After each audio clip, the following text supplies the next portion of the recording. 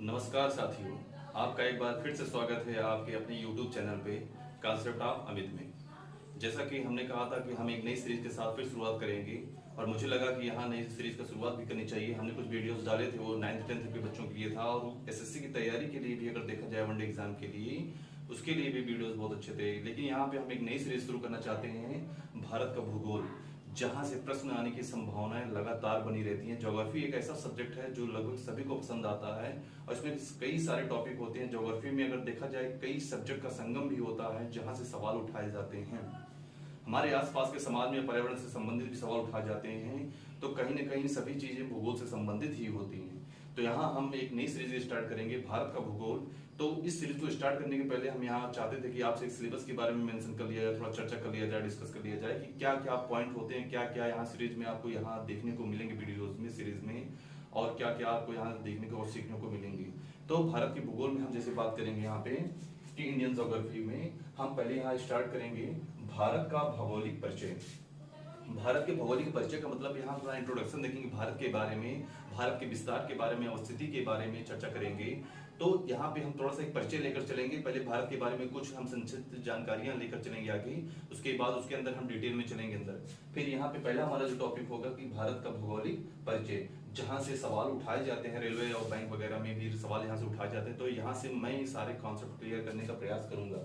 उसके बाद जो हमारा टॉपिक होगा, जो हमारा अगली सीरीज की वीडियो होगी, वो होगी भूगर्भिक संरचना। तो भारत का देखे करेंगे, भारत में किस प्रकार की चट्टानें पाई जाती हैं, भारत का निर्माण कैसे हुआ, जैसे धारवाड़ चट्टानें देखते हैं, आर्कियन चट्टानें वगैरह चर्चा की जाती है। उसमें हम संरचनाओं के बारे में यहाँ पे हम आपको चर्चा करेंगे। जब तीसरा हम चलेंगे यहाँ पे, तो तीसरे में हम भौतिक प्रदेशों में पहुंच जाएंगे। भौतिक प्रदेशों में बांटने का मतलब कि भारत को हम भौतिक प्रदेशों के आधार पर बांटेंगे कि वहां पे कैसे क्या होता है। तो यहाँ पे देखेंगे भौतिक प्रदेश के अंदर हम 3-4 बिंदुओं पर हम चर्चा करेंगे। उत्तर का एक पर्वतीय क्षेत्र होगा, जो उत्तर भारत का हमारा पर्वतीय क्षेत्र होगा, जैसे आप जानते हैं कि हमारा हिमालय का विस्तार अवस्थिति कैसा है, उसके बारे में हम यहाँ पे चर्चा करेंगे। उसके बाद हम देखेंगे प्रायद्वीपीय भारत की भी चर्चा करेंगे। प्रायद्वीपीय भारत में भी देखेंगे पठारी प्रदेश है हमारा, तो उत्तर का जब पर्वतीय प्रदेश पढ़ेंगे तो फिर बीच में आएंगे हम अपना प्रायद्वीपीय पठार के बारे में भी चर्चा करेंगे। अगर यहाँ पे भी देखेंगे तो हमारा की विशाल मैदान भी होगा, उत्तर का विशाल मैदान जहाँ गंगा का अपवाह क्षेत्र पाया जाता है, तो उत्तर भारत का विशाल मैदान भी हम वहाँ पे चर्चा करेंगे कि उसके बारे में बताएंगे कैसे कैसे कैसे सवाल वहाँ पे उठाए जाते हैं। उसके बाद हमारा बचेगा तटीय मैदान। तटीय मैदानों की भी चर्चा करेंगे। जैसे हमारे बगल आप देखेंगे भारत का नक्शा, अगर आपको दिख रहा, मैप दिख रहा है, तो मैप में आप देखेंगे बगल में साइड में कि तटीय क्षेत्रों की बात करेंगे। पहले हम ऊपर की ओर देखेंगे, तो ऊपर हमारा जो ऊपर देखेंगे, ऊपर हमारा जैसे हिमालय का पर्वत क्षेत्र दिख रहा है, पर्वतीय क्षेत्र दिखेगा। उसके बाद हम आएंगे उत्तर भारत का विशाल मैदान देखेंगे, क्रम से चलेंगे।